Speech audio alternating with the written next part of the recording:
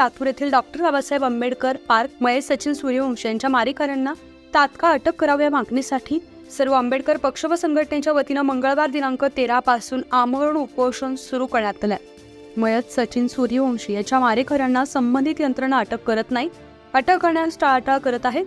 त्यासाठी आमरण उपोषण केलं जात असून जोपर्यंत आरोपींना अटक केली जाणार नाही तोपर्यंत आमरण उपोषण केलं जाणार असं उपोषणस्थळी असलेल्या आंबेडकरी पक्ष व संघटनेचे पदाधिकारी चंद्रकांत दादा चिकटे, सिद्धार्थ कवठेकर, पद्माकर सूर्यवंशी, तन्मय कांबळे, अक्षय धावारे, विजय जकाते यांच्याकडून सांगण्यात आलंय। न्यूज 15 मराठीसाठी सुधाकर सूर्यवंशी, लातूर।